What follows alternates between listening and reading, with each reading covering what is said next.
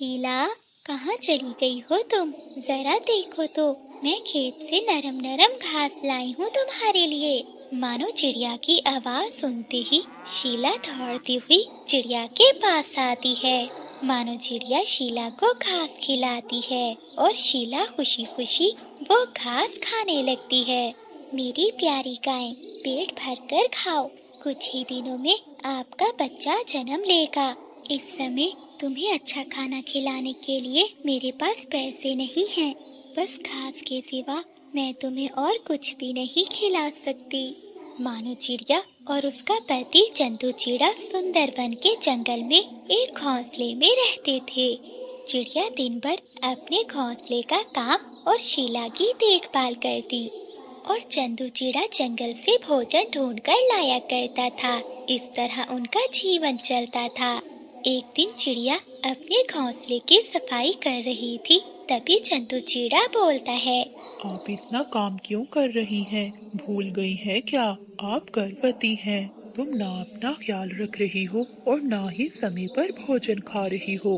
चंदू जी, आप चिंता न करें, मैं अपना ख्याल रख रही हूँ। हमारी प्यारी गाय शीला भी तो गर्भवती है, कुछ दिनों में उसका भी बच्चा होगा। ऐसे वक्त में उसका भी तो ख्याल रखना जरूरी है ना। आप देखिए ना, हम घास के सिवा उसे कुछ भी और नहीं खिला रहे। चिंता मत करो मानो, शीला के बच्चा देते ही हमारे परिवार में भी खुशियाँ आ जाएंगी। उसके बच्चे के दूध पीने के बाद जो दूध बच जाएगा उसे हम जंगल में बेच दिया करेंगे और जो भी पैसे मिलेंगे उससे मैं अपनी प्यारी गाय और अपनी पत्नी को अच्छा भोजन खिलाऊंगा। अच्छा ठीक है चंदू जी, अब आप भी आराम कर लीजिए। सुबह से जंगल में भोजन ढूंढने गए हुए थे।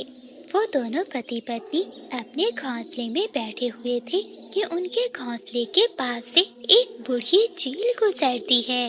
वो बूढ़ी चील एक जादूगरनी थी।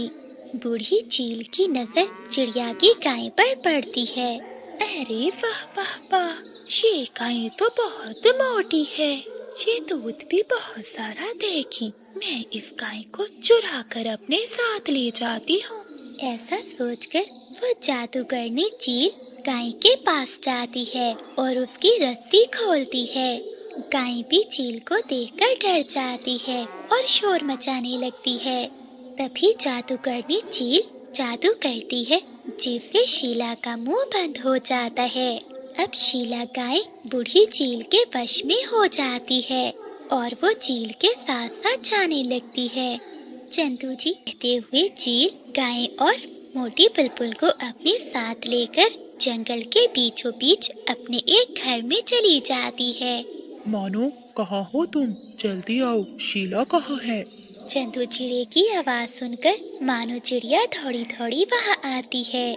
ये आप क्या कह रहे हैं? भला मेरी गाय कहाँ जा सकती है? शीला, कहाँ हो तुम? वो दोनों पति पत्नी मानो चिड़िया वहाँ से चले जाते हैं। शीला, मेरी प्यारी गाय, कहाँ हो तुम? मानो, तुम चिंता ना करो। अगर कोई बूढ़ी चील हमारी गाय को चुरा कर ले गई है तो वो ज्यादा दूर तक नहीं जा सकती। हम जरूर उसे ढूंढ निकालेंगे। वो ऐसे बैठे हुए थे, तभी चंदू चिड़े की नजर बुलबुल के पंख पर जाती है। उधर देखो मानो, वो देखो, वो तो बुलबुल का पंख है। जुगनू कह रहा था कि बूढ़ी चील के साथ बुलबुल भी थी। अगर ये उसी बुलबुल का पंख है तो हमें इसी रास्ते पर जाना चाहिए। हो सकता है हमारी गाय हमें मिल जाए। हाँ चंदू जी, चलिए। फिर वो पति पत्नी उसी रास्ते पर आगे बढ़ते हैं। थोड़ी दूर जाने पर मानो चिड़िया रुकती है। चंदू जी, देखिए ना, इस जंगल में कोई भी पक्षी नहीं है। ये रास्ता तो बहुत सुनसान है। मानो चिड़िया अपनी गाय को आवाज देती है। शीला, मेरी प्यारी गाय, कहाँ हो तुम? मानो चिड़िया की आवाज शीला सुन लेती है और वो अपनी मालकिन की आवाज सुनते ही जोर जोर से शोर मचाने लगती है। देखिए चंदू जी, ये तो हमारी शीला की आवाज है। आवाज उस तरफ से आ रही है, चलो चलते हैं। फिर वो दोनों आवाज को सुनते हुए वहाँ जाते हैं। थोड़ी दूर जाकर वो देखते हैं कि शीला एक छपरे के नीचे बंधी हुई थी। वहाँ हड्डियों के कंकाल ही कंकाल थे।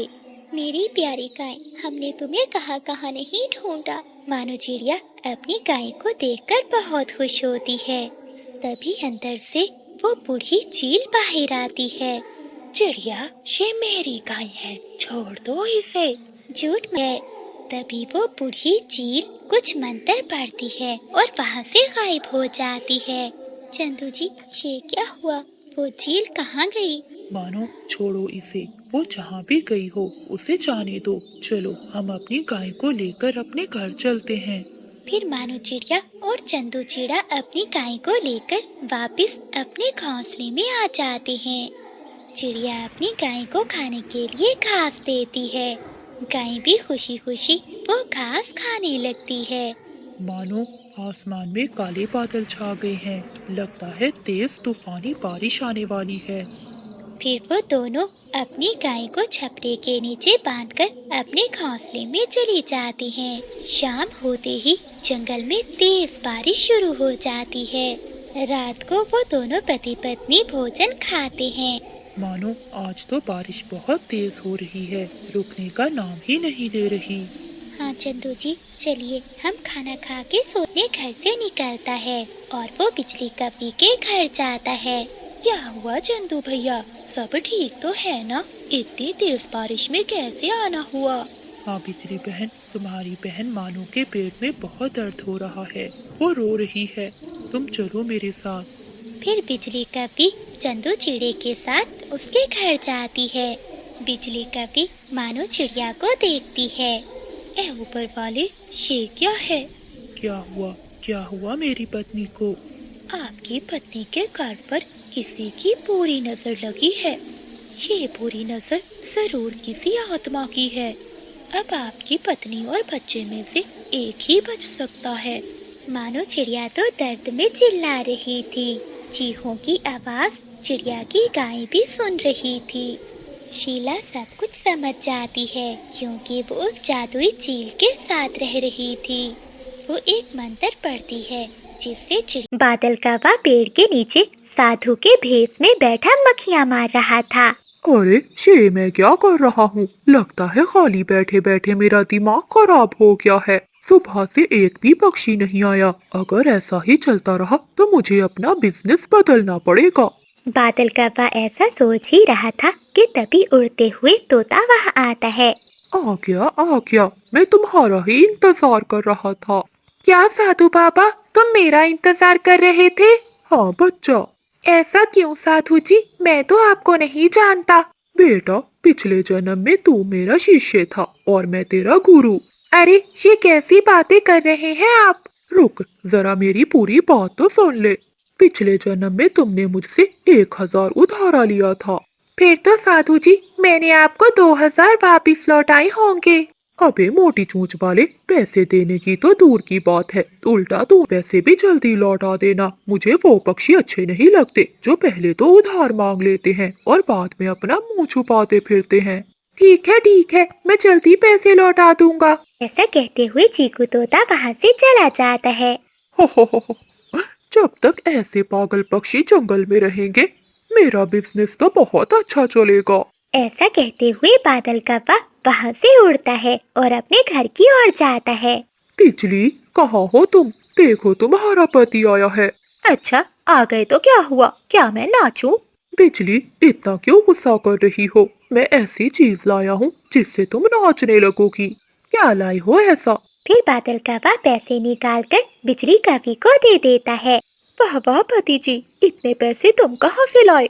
तुम बस आम खाओ, गुठलियाँ मत गिनो। जल्दी से अब मेरे लिए भोजन लाओ, मुझे बहुत भूख लगी हुई है। फिर बिजली कवि रसोई से भोजन लेकर आ जाती है। ये लीजिए पति जी, आज मैंने आपकी मनपसंद सब्जी बनाई है। बादल कौवा जब करेले की सब्जी देखता है तो उसका खून खोल जाता है। ये क्या बिजली, आज फिर करेला? तुम्हें करेलों के अलावा कुछ और भी बनाना आता है कि नहीं? रोज ये कड़वे करेले खाकर मैं थक गया हूँ। अच्छा, तो क्या फिर मैं आपके लिए मुर्गी बनाती? नहीं, मुर्गी नहीं। याद है पिछली बार मुर्गी के चक्कर में मेरी कितनी पिटाई हुई थी। अच्छा, तुम्हें जो भी सब्जी खानी है वो ले आया करो, मुझ पर ऐसे चिल्लाया ना करो। इससे अच्छा मैं तुमसे शादी ही ना करता, अकेला रहता तो अच्छे अच्छे भोजन खाता। ऐसी बात है तो मैं चली जाऊंगी अपने मायके में। तो जा, तुझे रोका किसने है? ठीक है, मैं जा रही हूँ अपनी माँ के घर। अच्छा पहले ये तो बताओ, तुम घर जाकर, चलो अब जाकर जंगल में घूम कर आता हूँ।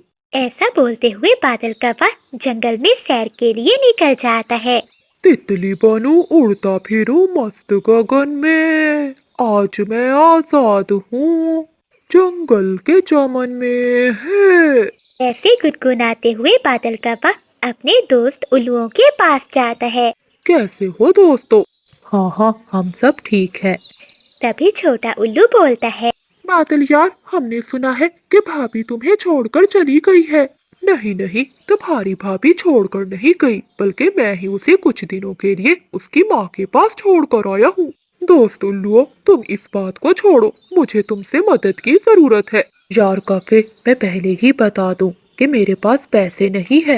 हाँ हाँ, मुझे सब पता है, तुमसे पैसे मांग कौन रहा है। अच्छा, तो फिर तुम्हें क्या मदद चाहिए? तुम्हें तो पता है दोस्तों कि आपकी भाभी नहीं है और मुझे भोजन नहीं बनाने आता। क्या मैं तुम्हारे घर में आकर भोजन खा सकता हूँ? बादल कौवे की बात सुनते ही वो तीनों उल्लू चुप कर जाते हैं। क्या हुआ तुम तीनों को?